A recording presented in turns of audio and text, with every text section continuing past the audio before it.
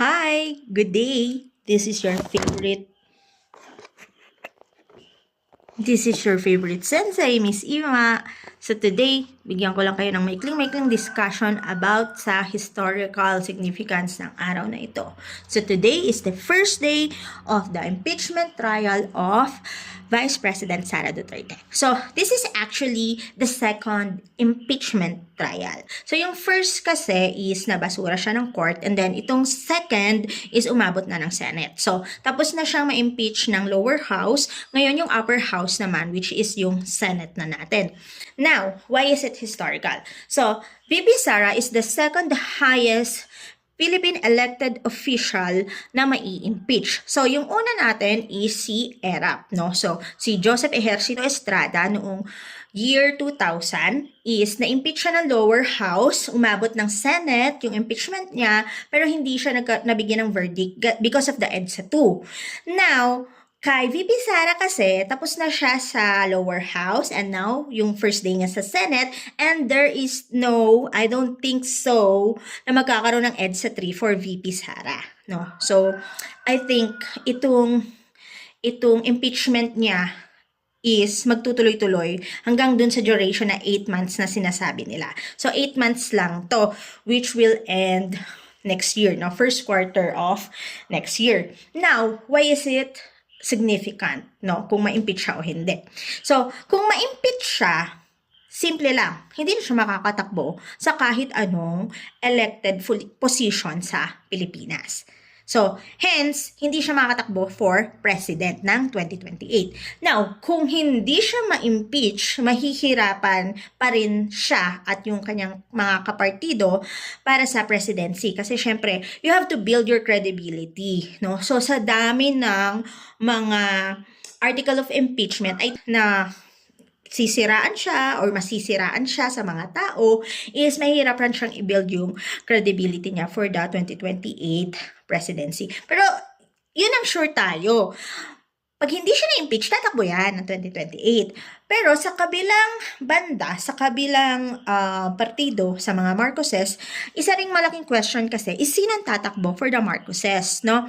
Tandaan nyo, 1 term lang ang presidency natin. So, si Marcos, pagtapos yung 2028, supposedly tapos na siya. Wala na siya.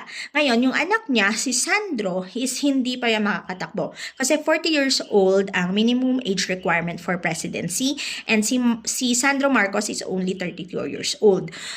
So, sino yung tatakbo for that gap? Sino tatakbo for the Marcoses? Pero, may i-chismis ako sa inyo. So, wag kayo maingay. Itong chismis na to is nasagap ko noong 2023 na nag-a-apply ako sa isang government government agency dito sa Baguio. So, nag-apply ako sa kanila, and then medyo maganda na, actually, I'm supposed to be hired, pero hindi ako nagtuloy, no, because of personal reason. Pero, supposed to be hired, and naging close kami doon sa isang buong araw kong nandoon kasi nga, I mentioned names. So, nung supposed ma-hire ako, nabanggit nila na 2028 Marcos pa rin daw ang presidente. Now, hindi ko alam kasi on that agency, wala namang Marcos ang apelido. And I don't think, hindi ako makaisip ng kahit sinong nilalang na Marcos na pwedeng maging presidente na nasa 40 and above.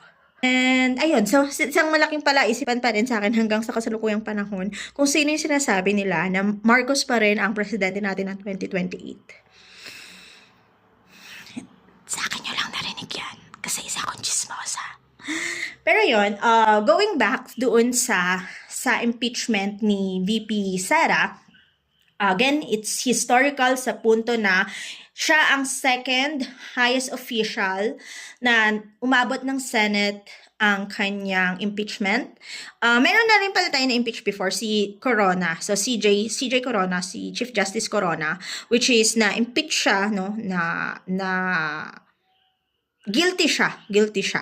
And pero kasi si Corona, tandaan nyo, is appointed yung position niya. no? Appointed siyang official, hindi siya elected official. So si Sara, yung second highest elected official bukod kay Joseph Ejercito Estrada.